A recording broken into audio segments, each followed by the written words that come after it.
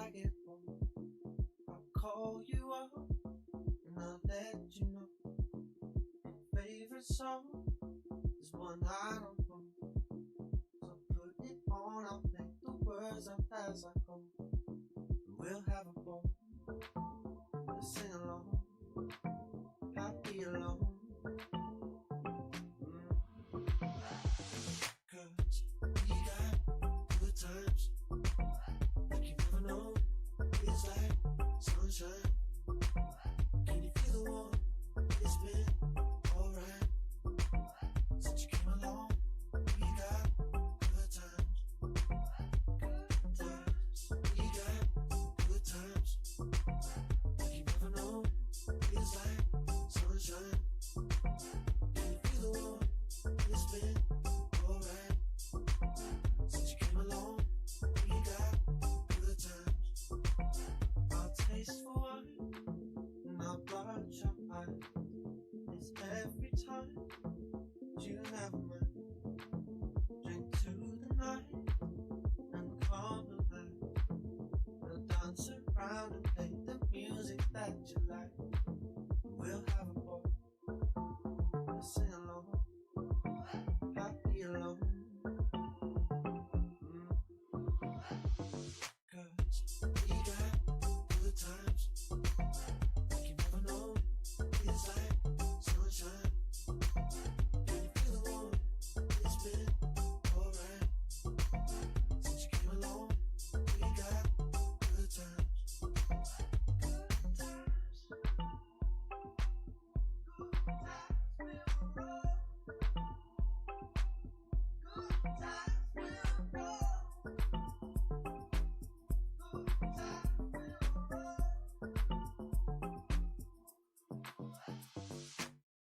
We got good times, like you never know. It's like sunshine. Can you feel the warmth? It's been alright since you came along. We got good times.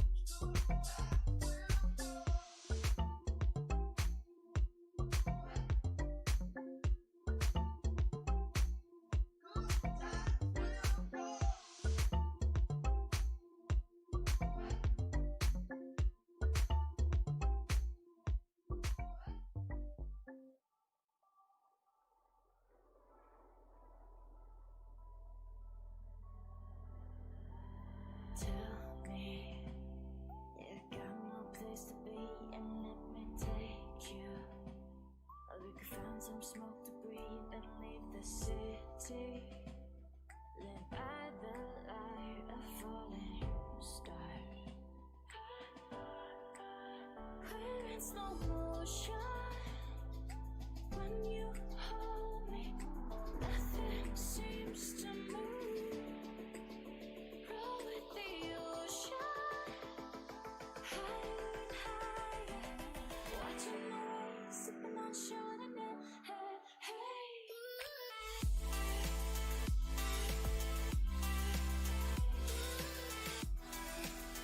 You got me watching the waves, sipping on Chardonnay.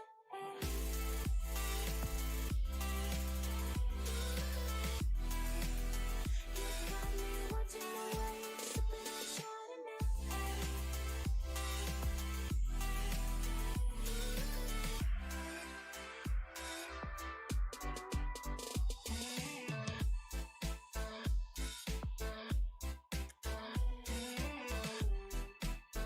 You got me watching the waves, sipping on Chardonnay.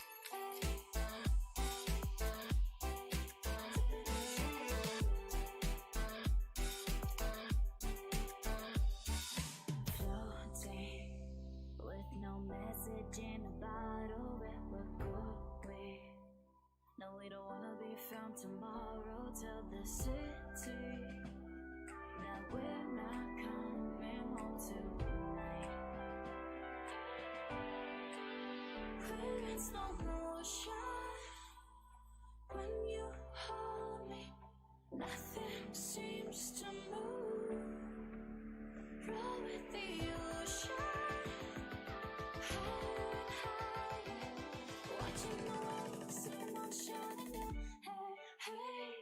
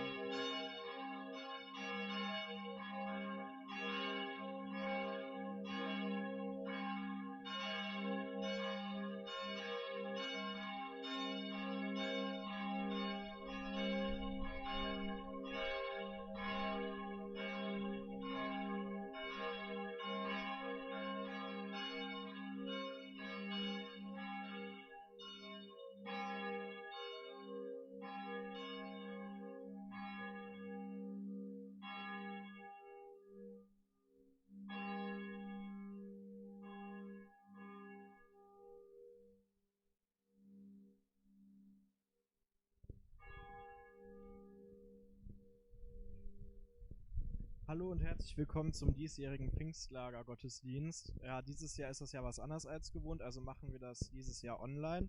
Und wir haben auch schon gesehen, dass der ein oder andere im Livestream drin ist und dabei ist. Das freut uns natürlich. Ja, wir machen den Gottesdienst heute draußen am Lagerfeuer. Und das war's eigentlich auch schon von mir. Ich würde sagen, dann können wir beginnen und dann wünsche ich euch viel Spaß.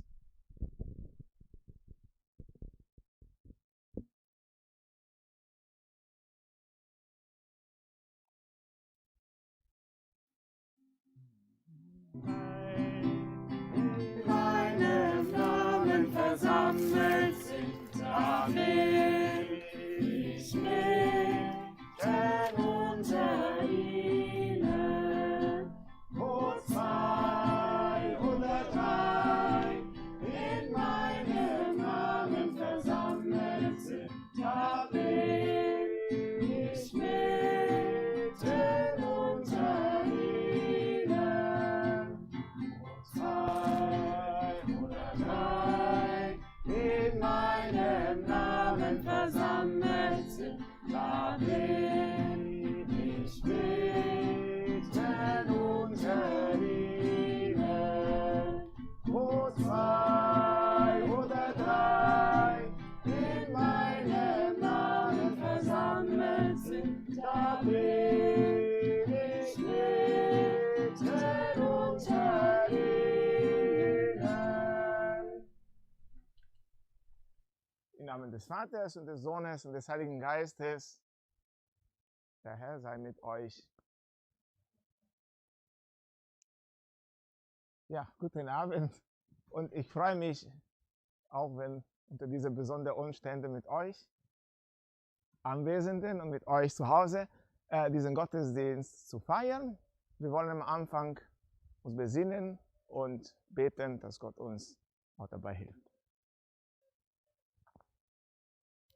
Lasset uns beten. Guter Gott, wir danken dir für Pfingsten. Wir danken dir für das Geschenk des Heiligen Geistes. Wir bitten dich, dass du deinen Heiligen Geist zu uns sendest, zu allen, die auch zu Hause sind, dass er zu uns in unserem Herzen kommt, dass er uns miteinander verbindet und dass er uns auch mit dir verbindet. Darum bitten wir durch Christus, unseren Herrn. Amen. Olga.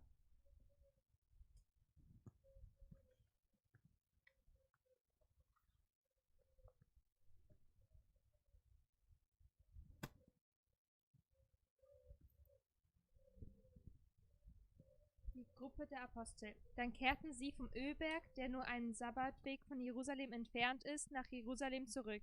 Als sie in die Stadt kamen, gingen sie in das Obergemach hinauf, wo sie nun ständig bleiben.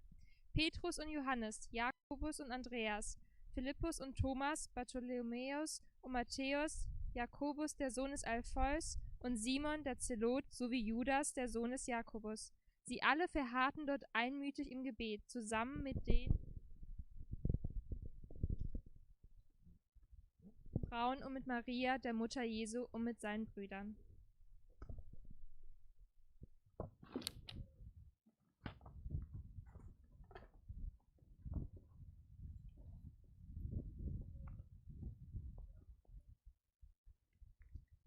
Also gerade haben wir den ersten Teil gehört von das, was wir heute hören aus der Bibel. Und zwar haben wir gehört, was unmittelbar kurz vor Pfingsten passiert.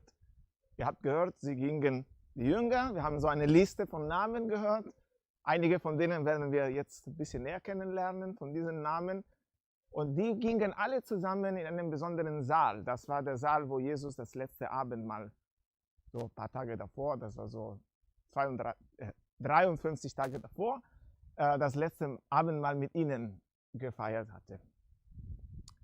Um euch diesen Namen, ein bisschen diesen Apostel vorzustellen, ihr kennt ein bisschen die Jünger, ne? Das war der engste Kreis, die Freunde von Jesus, haben wir gedacht, wir bringen die in Verbindung mit etwas, was ihr heute gemacht habt. Ich habe gehört, beziehungsweise habe ich auch selber gesehen, ich konnte selber nicht mitbacken heute, aber ihr habt einen Apple Pie gemacht. Und da habe ich schon alles gesehen, was auf dem Tisch war. Und etwas Ähnliches hat Gott auch Pfingsten gemacht. Also er hatte verschiedene Zutaten für verschiedene Menschen, die ganz anders waren, genauso wie es heute Morgen so auf dem Tisch war hier und vielleicht auch bei euch zu Hause. Also erstmal hatten wir Zitrone dabei. Zitrone haben wir in Verbindung mit dem Apostel Petrus gebracht. Zitrone schmeckt man sofort raus, das hat ziemlich starken Geschmack. Und das war der Petrus. So ein Mensch, der ziemlich direkt war und ziemlich spontan war. Der Petrus war einer der Ersten, der als Jesus gehört hat, dass Jesus was gesagt hat, dann er war einer der Ersten, der eingesehen hat, bei dem Mann, bei dem könnte ich etwas investieren, da könnte ich etwas Wichtiges für mein Leben finden. Dann lässt er alles stehen, er war gerade beim Fischen, er war Fischer, lässt alles stehen und zack, geht Jesus hinterher. Also ziemlich spontan. Genauso spontan, nicht nur im Guten, sondern auch im Schlechten. Kurz bevor Jesus verhaftet wurde, also als er gesehen hat, dass die Leute kamen, hat er sehr spontan zu einem Schwert gegriffen und er wollte sie angreifen. Und Jesus sagte, mein Lieber, jetzt seid Schwert beiseite, das brauchen wir jetzt nicht. Aber der war so bereit auch. Und dann genauso schnell, auch leider war der Petrus ihm zu sagen, Jesus zu verleugnen. Als er tatsächlich dann verhaftet wurde, sagte er, ach der? Ah nee, den kenne ich nicht. Als er Angst bekommen hat, dass er vielleicht auch selber verhaftet wird. Also Petrus, unsere Zitrone. Dann haben wir, oder habt ihr auch Zimt gebraucht heute Morgen für Apple Pie. Das war so, Zimt ist etwas Feines, so etwas, was wir vielleicht mit Matthäus in Verbindung bringen. Der Matthäus von den Freunden Jesus war der Feinste von allen. Er war immer derjenige, der teure Klamotten hatte, der so immer so Parfüm oder so schicke Sachen hatte, der Matthäus. Um das zu haben, bevor er Jesus kennenlernte, hat er einen Job gemacht, der nicht so beliebt war. Er hat Steuer für die Römer eingesammelt, er hat auch ein bisschen dabei so einfach in seine Tasche gestellt. Also er hatte feine Sachen,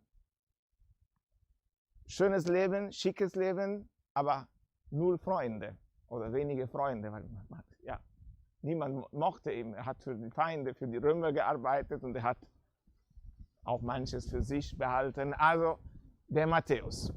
Dann haben wir das Wichtigste benutzt, die Äpfel. Da können wir auch den Jakobus vorstellen.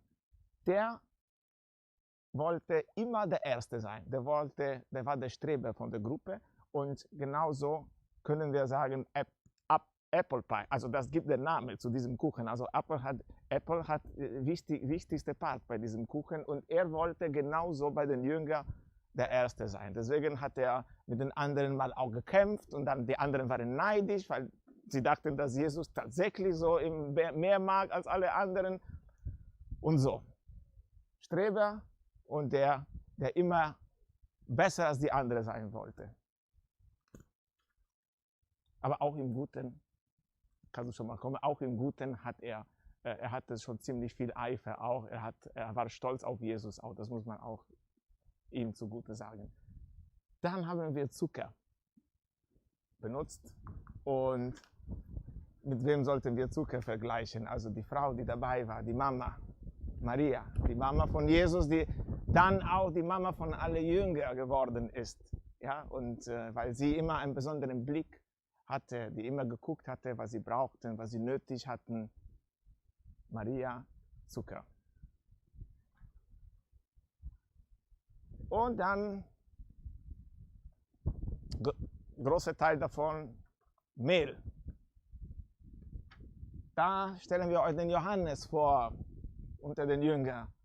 Mehl gibt Kraft, sieht man, genau, Kraft. Und Johannes hatte Kraft. Johannes war der, zusammen mit Maria, die wir gerade angeschaut haben, der einzige von den Männern von dieser Gruppe, der einzige, der Mut hatte, bei Jesus zu bleiben bis zu Ende, bis zum Kreuz.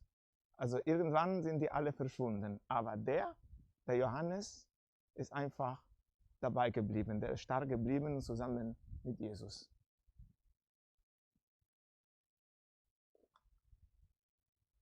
Dann haben wir auch Butter gehabt.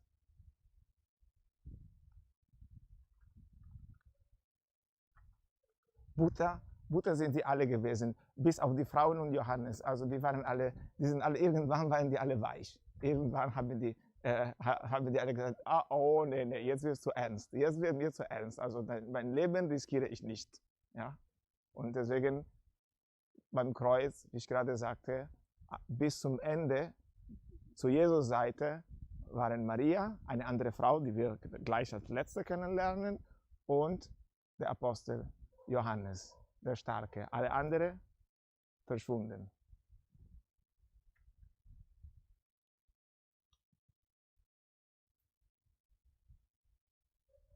Und jetzt kommt ein bisschen Salz, musste man auch reintun in die Apple Pie. Und das ist, können wir sagen, vielleicht Maria von Magdala, auch eine der anderen Frauen, die dabei waren. Und Maria von Magdala war die erste, die danach, als Jesus dann auferstanden ist, war die erste, die diese Nachricht gebracht hat zu den Aposteln. War die erste, die darüber gesprochen hat. Leute, Jesus ist auferstanden. Warum Salz? Ja, weil ein bisschen Salz reicht schon, um den Geschmack zu geben. Und die Maria von Magdala war die erste, die diese wichtigste Nachricht in die Welt gebracht hat. Die Nachricht, das sind nur wenige Worte, die aber diese Worte hören und die glauben, das ist so wie Salz. Die geben großen Geschmack in unserem Leben. Also sie war die erste, die diese Worte, diese Nachricht rübergebracht hat und Ruhm gebracht hat, damit andere auch daran Freude haben, die Jünger.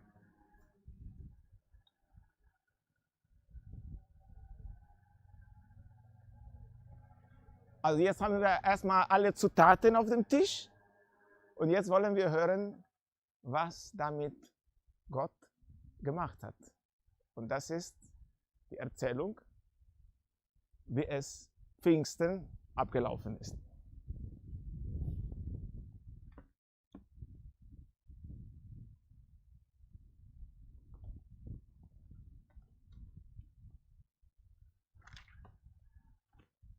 Lesung aus der Apostelgeschichte.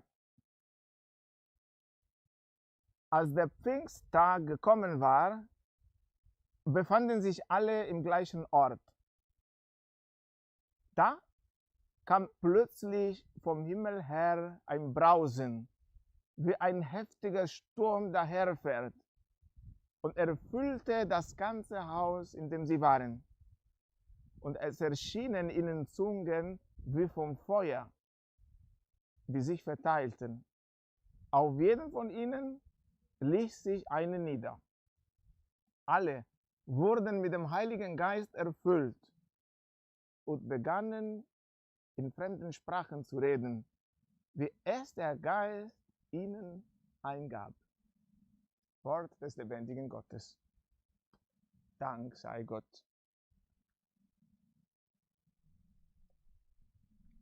Und so war Pfingsten.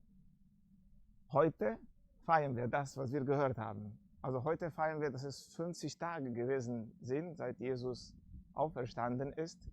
50 Tage, an denen sie am Ende, also Jesus war auferstanden. Die einzige, die ein Wort, hier haben die Frauen tatsächlich viel besser ausgeschnitten unter alle diesen Figuren.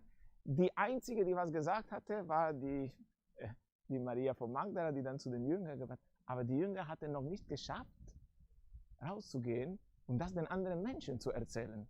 50 Tage lang war Jesus auferstanden und kaum jemand wusste was davon. Warum? Weil jeder für sich gegangen ist, weil jeder noch Angst hatte. Dann aber haben sie etwas gemacht. Dann haben die sich wieder alle zusammen getroffen. Da haben sie sich in Gebet vereint, nachdem sie erfahren haben, dass Christus auferstanden, nachdem sie erfahren haben, dass Christus bei ihnen war. Die haben sich da getroffen, die haben gebetet. Und Gott hat da das gemacht, was heute Morgen Johanna und Johannes gemacht haben. Hat diese ganzen Menschen, diese ganzen Zutaten zusammengetan und was daraus gekommen ist, die einzelnen Sachen haben natürlich auch gut geschmeckt, bestimmt die Äpfel an sich, die Butter und so. Aber die haben alles zusammengetan und daraus hat es geschmeckt? Ja. Gut, hat geschmeckt. Ich hoffe, bei euch auch zu Hause hat es geschmeckt. Und es ist ein wunderbarer Kuchen daraus geworden. Also nicht Kuchen, wie ich gelernt habe, Apple Pie ist daraus geworden. Ja? Das ist, was der Heilige Geist mit diesen Menschen auch gemacht hat. Das ist, was der Heilige Geist auch mit uns machen wird. Wir sind alle, jeder von uns, wir sind ganz verschiedene Menschen. Und jeder von uns hat gute Seiten, schlechte Seiten, wie die Apostel. Manche tolle Gaben und manche Sachen, wo die anderen uns ein bisschen ertragen müssen, so wie wir sind. So sind wir auch.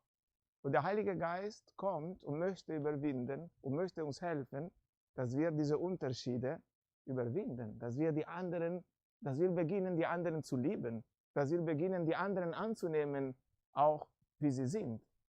Und der schafft das, dass alles harmoniert, sodass sie in einem Moment zu ganz anderen Menschen wurden. Auf einmal waren sie eine Gemeinschaft. Auf einmal gingen sie raus und haben alles eingesetzt, um diese Nachricht zu geben, die wichtigste Nachricht, die sie hatten. Hallo, Jesus ist auferstanden. Haben sie das rausgebracht. Also bitten wir auch, wir, die hier sind und ihr zu Hause, um den Heiligen Geist, dass er uns hilft, dass er uns verstehen lässt, dass auch wenn die anderen anders sind, auch wenn wir manches nicht ertragen können von den anderen, immer schöner ist, wenn wir zusammen sind. Schöner ist, wenn wir miteinander etwas tun. Und der Geist hilft tatsächlich auch die Unterschiede zu überwinden und macht aus uns, jeder darf bleiben, wer er ist, aber macht aus uns eine Einheit. Etwas Wunderbares, etwas Schönes, etwas, was gut schmeckt. Etwas, was in dieser Welt auch zeigt, dass es Gott gibt und dass Gott durch den Geist auch unsere Herzen erreicht. Deswegen, jetzt haben wir unser Chor hier, deswegen hilft uns jetzt der Chor mit einem Gebet. Jetzt werden wir tatsächlich zum Heiligen Geist beten, dass er kommt. Singt ruhig von zu Hause auch mit. Wir hören euch nicht, also ihr könnt ruhig mitsingen. Auch manche schräge Töne sind kein Problem. Also rufen wir zusammen und bitten wir, dass der Heilige Geist zu uns kommt.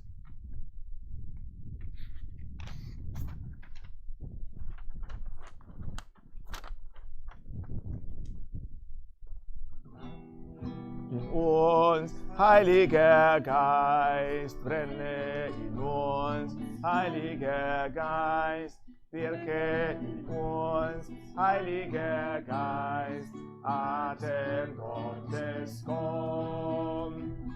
Komm, du Geist, durchdringe uns, komm, du Geist, kehr bei uns ein, komm, du Geist, erlebe uns, wiedersehen dich. Atme in uns, Heiliger Geist, brenne in uns, Heiliger Geist, wirke in uns, Heiliger Geist, Atem Gottes, komm. Komm, du Geist der Heiligkeit, komm, du Geist der Wahrheit, komm, du Geist der Liebe, wiedersehen dich. Atme in uns, Heiliger Geist, brenne in uns, Heiliger Geist, wirke in uns, Heiliger Geist, Atem Gottes, komm. Komm, du Geist, mach du uns eins, komm, du Geist, erfülle uns, komm, du Geist, und schaff uns neu, wiedersehen dich. Atme in uns, Heiliger Geist, brenne in uns, Heiliger Geist, wirke in uns, Heiliger Geist, Atem Gottes komm.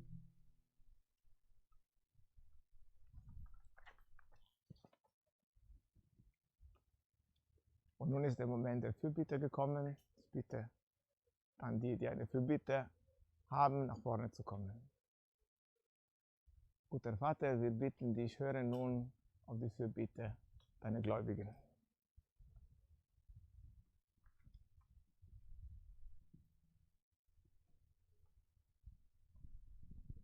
Schenke uns deine Wärme, wenn wir uns alleine fühlen. Komm, Heiliger Geist. Komm, Heiliger Geist. Schenke uns deinen Funken, um unser Feuer zu entfachen. Komm, Heiliger Geist. Komm, Heiliger Geist.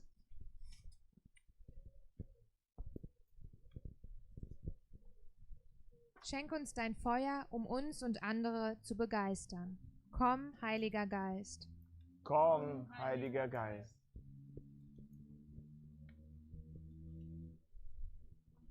Schenke uns dein Licht, um uns auf unserem Weg zu begleiten. Komm, Heiliger Geist. Komm, Heiliger Geist. Und jetzt bleiben wir einen Moment ganz in Stille, hier vor dem Feuer, vor Gott. Und wenn ihr auch eine Fürbitte habt, eine Bitte habt, auch wenn wir euch nicht hören, aber Gott hört. Wir halten diesen Moment der Stille, wo wir jetzt unsere Anliegen und unsere Bitten ihm anvertrauen.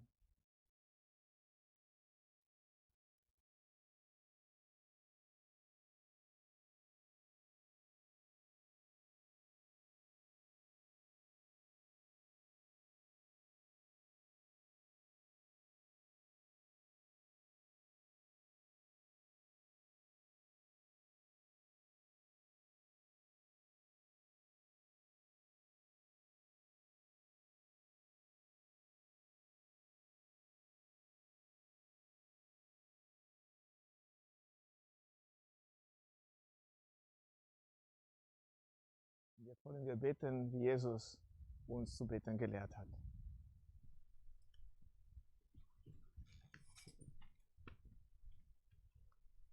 Vater unser im Himmel, geheiligt werde dein Name, dein Reich komme, dein Wille geschehe, wie im Himmel, so auf Erden.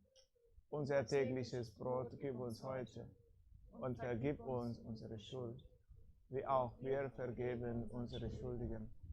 Und führe uns nicht in Versuchung, sondern erlöse uns von dem Bösen. Denn dein ist das Reich, die Kraft und die Herrlichkeit in Ewigkeit. Amen. Nun, bevor wir ein letztes Lied zusammen singen, bitten wir um Gottes Segen. Der Herr sei mit euch.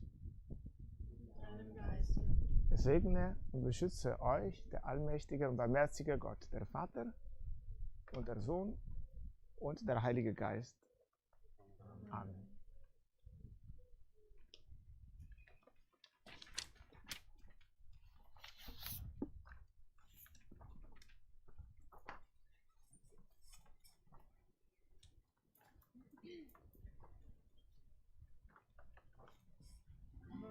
Die Straße uns zusammenführen und der Wind in deinen Rücken sein. Samt aller Regen auf deine Felder und warm auf dein Gesicht der Sonnenschein. Und bis wir uns wiedersehen, halte Gott dich fest in seiner Hand. Und bis wir uns wiedersehen, halte Gott dich fest in seiner Hand. Führe die Straße, die du gehst, immer nur zu deinem Ziel bergab. Hab, wenn es kühl wird, warme Gedanken und den vollen Mond in dunkler Nacht. Und bis wir uns wiedersehen, halte Gott dich fest in seiner Hand. bis wir uns wiedersehen, halte Gott dich fest in seiner Hand. Hab unserem Kopf ein weiches Kissen, habe Kleidung und das täglich Brot. Sei über 40 Jahre im Himmel, wo der Teufel merkt, du bist schon tot. Und bis wir uns wiedersehen, halte Gott dich fest in seiner Hand. Und bis wir uns wiedersehen, halte Gott dich fest in seiner Hand. Bis wir uns mal wiedersehen, hoffe ich, dass Gott dich nicht verlässt. Er halte dich in seinen Händen, doch drücke seine Hand dich nie zu fest. Und bis wir uns wiedersehen, halte Gott dich fest in seiner Hand.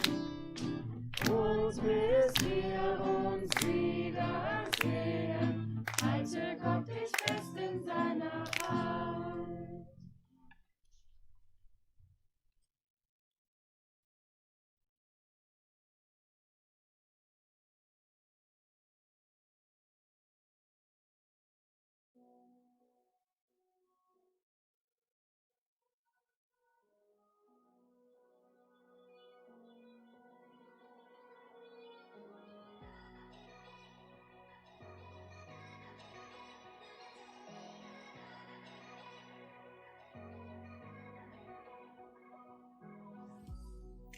Remember when we were young, breaking every rule they made.